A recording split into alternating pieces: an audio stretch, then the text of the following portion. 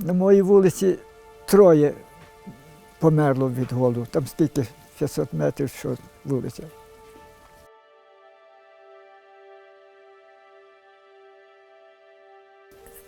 Дядько, що то казав, що я свіжа могилка, то я розкопаю її і там ховав зерно. Так вижили, так вижили.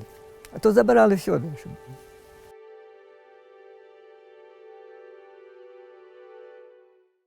Що каже, вийду рано, внизу гляну, коло камінця вже одне або двоє лежать.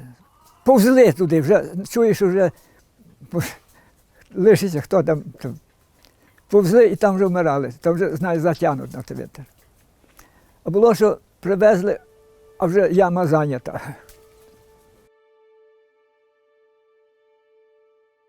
Бо так не знали, що то таке, кого зганяють. Тут через дорогу нас теж розкулачили. Хто що більше мав, то вже кулак його розкулачували, зганяли. І колос десь в 29-му році перші вже колосники почали сіяти. Щось там зібралося небагато їх. Батько вважався бідний, бідняк. Колос не хотів йти. Там не знаю, скільки землі, з 1,5 гектара, бо ж так бідняк вже. Своє поле там було. Ну, не колосники, то бідняки, значить, мало мав землі. Накладали податок зерна.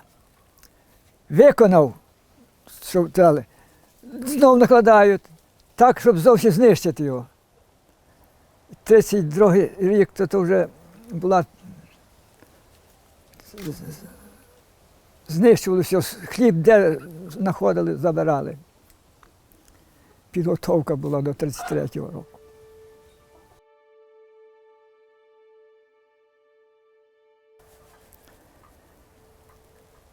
Молоти в млині, треба довідку сільради, що ти все виконав. Ти що, мололи на жорнах? Пішла така компанія побити жорна.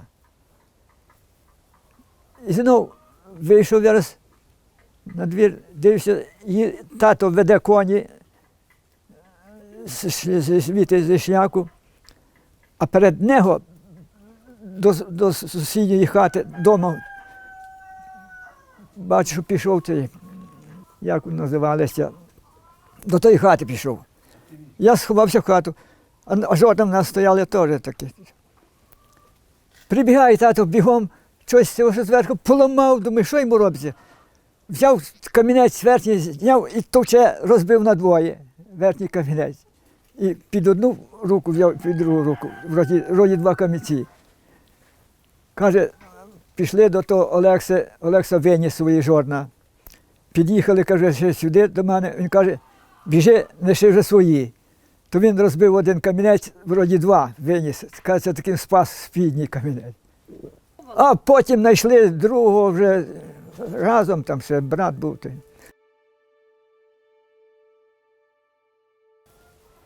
Село поділено було на 6 районів, воно було, зараз немає. На кожен район були трійка, ходили, вимітали.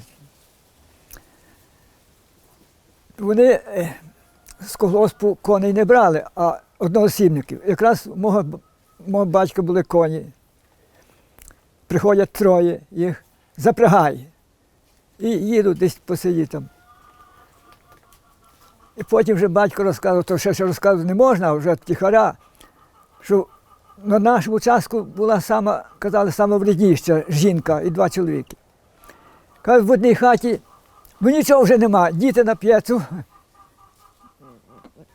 І ще під припічком ще в горщику трошки пшона було, і то забрали. Вимітали все з горами.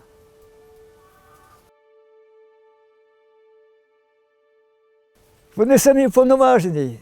Сільська рада була, команда була. Ну, ця, що до нас ходила, називали її Яворщенка. Це, казали, в селі вона найврадніша була.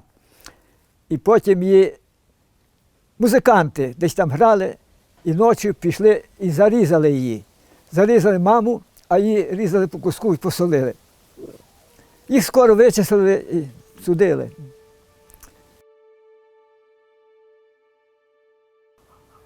Нашою вулицею, де я жив, якраз звідти, до тої вулиці, нашою вулицею померлих везли на цвинтар.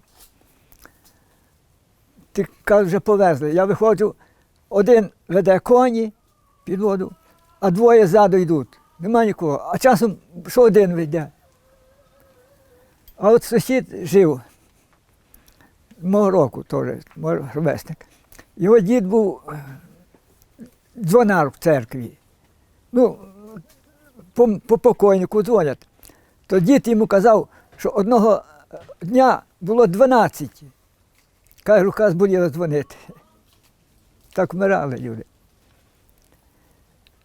Було, щоб полишалися діти, а батьки помирали. У 36-му році церкву розібрали. А через 2 неділі прийшло, що не можна розбирати церкви, бо це укрепрайон у нас. А там всі дерева там по полі, дуби довго стояли, бо на карті. І церква теж, Гармаки далі, то там є до цих пор церква. А в Шинці, то перед нашою ще розібрали, закрили. До нас ходили ще довго. Мені мама каже, дивись туди, не заходь, не дивись туди. А тут на горбочку що виносили і палили. Великий костер. Так, ну що там лучше, бо казали, що наша церква найбагатша була по окрузі золота. То позабрали, а то палили. От той мій ровесник казав, що туди побігли хлопчики, хай нас заставляли носити з церкви на вогонь. Одна каже, дівка твоя, каже, таку здорову цю ікону, Божу Матір, кидають в вогонь, а вона не горить. Попалили все. Податки считали дерево, знищували сади, бо ж за кожну деревину насчитували налог. А позика, підписують на позику, потім плати гроші. Примусово підписують, добровільно, але примусово підписуються, а тоді давай гроші. От в 46-му в Румунії недород, голод. Ми відправляємо 16 ешелонів пшениці, 16, а свої люди вмирають. Ну тут Україна спасла ця Західна. Там ще якраз всі ще не в тих колгоспах, що жили люди добре. То всі їхали туди, більшість. Везли то, що міняти, яку-то одежу, то купляти, що. А їхали на ті Західну, на площадках, на вагонах зверху, на товарняках. А ці вори, значить, на горбку забиває колика, прив'язує йому тузок здоровий, а на буску такий гак 3. І кидає чи на площадку, чи на вагон, а там він зачіпляє, чи той мішок, чи людину. Нашого чоловіка стягнули було так.